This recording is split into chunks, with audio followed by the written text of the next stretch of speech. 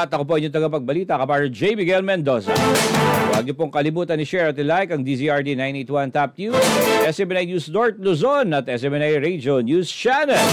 Kasama niyo na rin po ang DZRD 981 YouTube.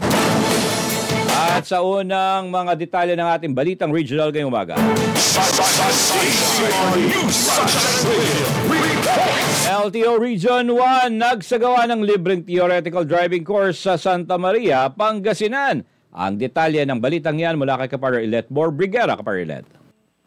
Nagsagawa ng libreng theoretical driving course sa Santa Maria, Pangasinan ang LTO Region 1 para ma-equip ang future driver sa Santa Maria Auditorium, Pangasinan.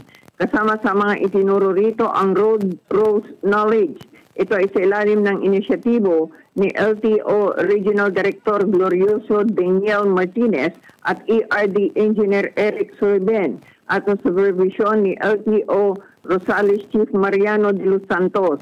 Nakipagtulungan din dito ang Santa Maria Pangasinan Federated Sangguniang Kabataan. Kabilang din sa mga itinuro rito ang traffic regulations, road safety at defensive driving techniques.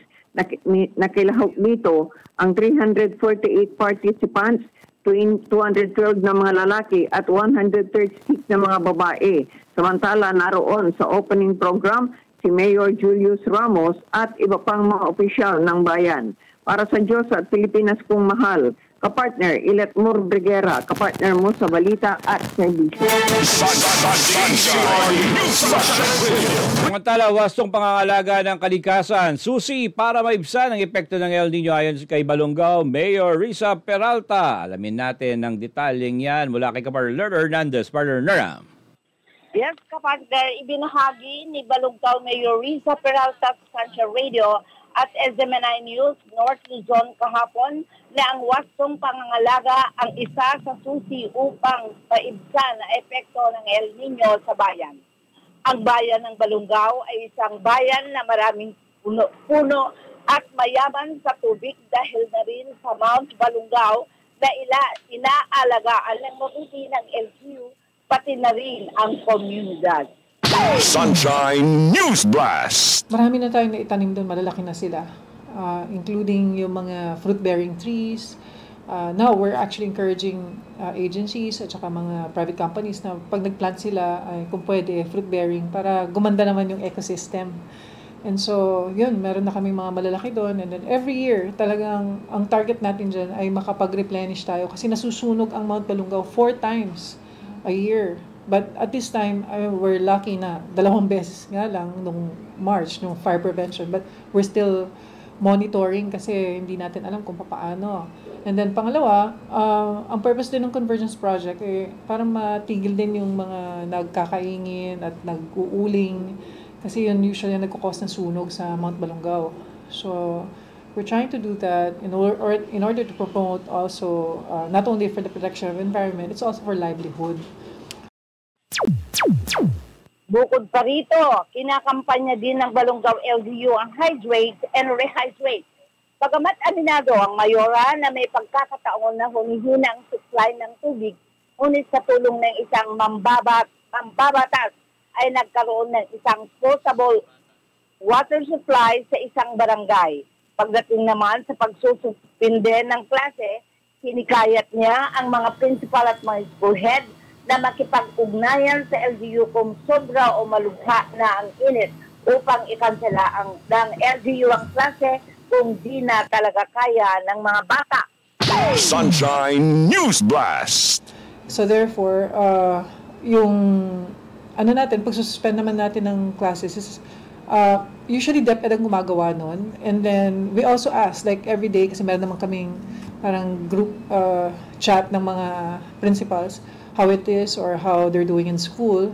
Kung sa tingin nila, sabi ko, na kung meron sila nakikita na parang unusual na talaga at sobrang talagang init sa school, ibigay na nila yung decision nila na isuspend yung classes through the LGU. So, ang gusto lang natin siguro na ma-monitor is how the children are doing kasi affected din naman talaga kung napakainit at saka baka magkasakit din naman sila.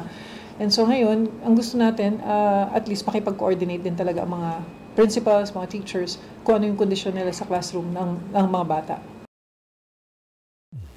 Ngayong summer, dinarayo pa rin ayon sa Mayora ang hot and cold spring ng bayan. Para sa Diyos at Pilipinas kung mahal, Lerner Hernandez, kapartner mo sa balita at serbisyo. Dagdag pang balita, supplemental budget para sa programa, proyekto at mga bonus sa empleyado. Pinag-uusapan ni Dagupan City Mayor Belen at Local Development Council. Ang detalye ng balitang yan mula kay Kapartner Let More Brigera. Kapartner Let. Matapos maaprubahan ang 2024 annual budget, pinag-usapan na ni Mayor Belen Fernandez at ng Local Development Council ang proposed supplemental budget para sa mga programa ng lungsod. Kasama na rito ang 20,000 Service Recognition Incentive, SRI, ng mga regular employees at 5,000 gratuity fee ng mga job order employee na muling inendorso sa Sangguniang Panlungsod para sa kanilang kaukulang aksyon at approval. Ayon kay Mayor Belen Fernandez, ito ay isang repeat LDC meeting noong nakaraang taon. Saad ng Mayura, natanggap na sana ng mga empleyado ang kanilang mga bonus kung hindi ito ibinasura ng mga mayurya ng mga konsihal noong nakaraang taon. Kasama sa pinag-uusapan dito ang proposed supplemental annual investment program number 1-2024, proposed supplemental budget at number 1-0224 at social civic projects at comprehensive development plan and social development investment program. Para sa Diyos at Pilipinas kung mahal, kapartner Let More Brigera, kapartner mo sa balita at serbisyo. May iba pa mga balita, site invalidation sa mga lokal na pamahalaan para sa pagpapatupad ng local adoption to water access. Isinagawa ng DSWD, FO1 at DA. Ang detalye ng balitang yan mula kay Marshila Balog. Marshila. Nagkaroon ng DSWD Field Office 1 kasama ang Department of Agriculture na site validation sa mga lokal na pamahalaan na target na sa implementasyon ng Risk Resiliency Program o RRP project, LAWA Local Adaptation to Water Access sa probinsya ng Ilocos Norte. Ang nasabing aktibidad ay may layunin na i-assess ang feasibility ng Project LAWA sa mga target na lugar para sa pagpapatupad nito. Ang Project LAWA o Local Adaptation to Water Access ay isang intervensyon ng naglalayong tugunan ang kakulangan ng tubig na dulot ng El Nino sa mga LGU. Para sa Diyos sa Pilipinas kung mahal, Sheila Balog, kapartner mo sa Balita Solution. Samantala, zero hunger sa bayan ng Balungao, isa sa long-term goal ni Mayor Risa Peralta. Alamin natin ang balitang yan mula kay kapartner Big Tahod. Big.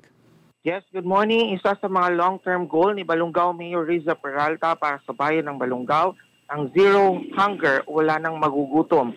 Anya ito ay marahil bunga ng kanyang mga pangarap noong pandemya kasama ang kanyang mga kasamahan na anya ay naipanganak ang mga proyekto para sa zero hunger na anya ay nailunsad na noong nakaraang taon.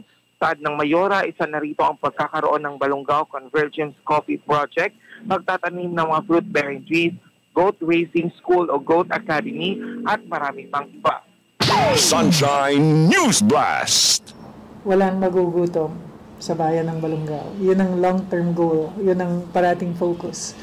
And that's also one reason why we're putting together these livelihood projects. Actually, in 2023, na-mention ko na rin yan sa Sunshine Radio na talagang binigyan namin ng pansin talaga yung basta gusto lang nila magtanim at gusto nilang mag-alaga ng mga kalabaw, baka o kambing.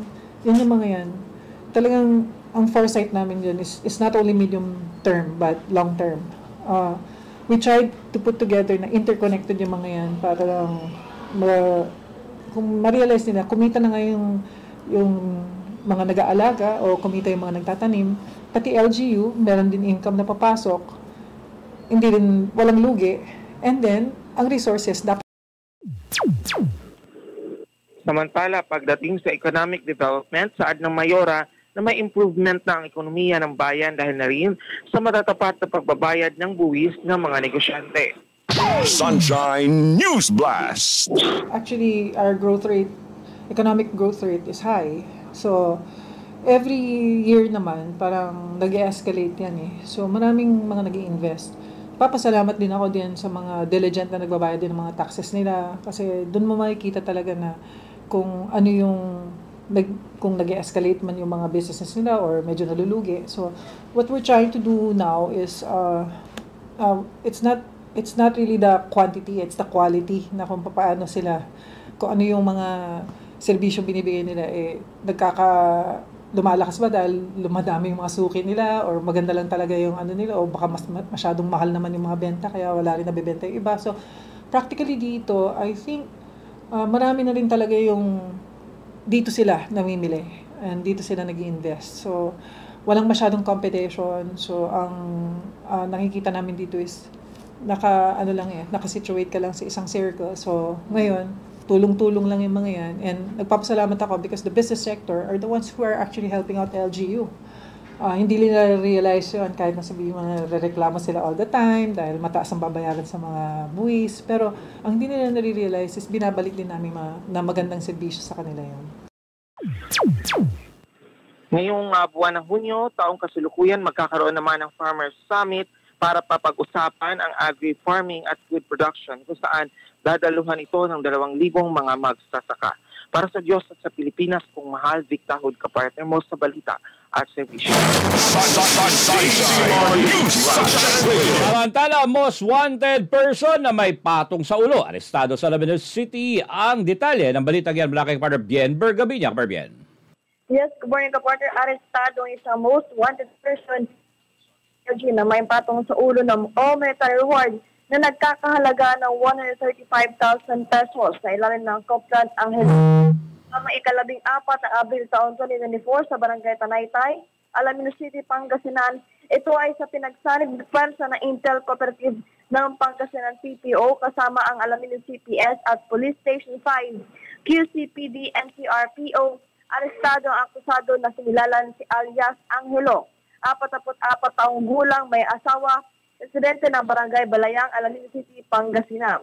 Naresto si alias Angelo sa bisa na warrant of arrest na nilagdaan ni Acting Presiding Judge ng RTC First Judicial Region ng Branch 54, Alaminos City, Pangasinan para sa krimen ng pagpaslang na may petsang June 30, 2008 na walang inirekomendang piyansa. Dinala ang akusado sa Western Pangasinan District Hospital, Alaminos City, Pangasinan para sa medical na pagsusuri at pagkatapos ay tinurn-over sa Alaminos CPS para sa tamang dokumentasyon at disposisyon. Sa panig ni Police Colonel Jeff E. Fanghead, Provincial Director ang kapulisan ng Pangasinan ay hindi magsasawang tugisin ang mga nagtatagong kriminal. Patuloy na ipagtutupad ang naaayon sa batas upang mabigyan ng hustisya ang mga biktima at panagutan sa batas ang mga wanted person sa kanilang nagawang krimen. Sa pagtutulungan ng kapulisan at komunidad, patuloy na makamit ang kaayusan at kapayapaan. Para sa Pilipinas, kuwati si Bien Bergabinya, kapartner mo sa balita at servisyo. At para sa uling detalye ng ating mga balitang regional zero case ng malubat, kritikal na kaso ng COVID-19 na itala ng DOH Region 1 itong nakalipas na linggo. Ang detalye mula kay Kabar Sheila, Balo Kabar Sheila. Base sa pinakahuling datos ng Department of Health Ilocos Region na walang naitalang malubat kritikal na pasyente na naka-admit sa mga hospital dahil sa COVID-19. Sa mahigit 170 ICU beds para sa pasyenteng may COVID-19, 6 o 3% ang okupado. Samantala, 18 isang porsyento ng 1,581 non-ICU COVID-19 beds naman ang kasalukuyan ding ginagamit. Ito 3 milyong individual o 102% ng target na populasyon na nakabakunado na laban sa COVID-19, habang 1.5 milyong individual naman ang nakatanggap na ng kanilang booster shot. Sa kabilang banda, 450,000 senior citizens o 90% ng target A2 population na nakatanggap ng kanilang primary series. Nitong nakaraang linggo, 8 na bagong kaso ang naitala sa rehiyon. Ang average na bilang ng bagong kaso kada araw ngayong linggo ay nasa mas mataas ng 14.3% kumpara sa mga kaso noong March 31 to April 16, 2024. Sa mga bagong kaso, 0 ang naitalang may malubat kritikal na karamdaman. Samantala, 0 rin ang naitalang pumanaw sa datos nitong April 7 to 13, 2024. Para sa Diyos sa Pilipinas, kung mahal, Sheila Balo ka partner mo sa Balita at Servisyo.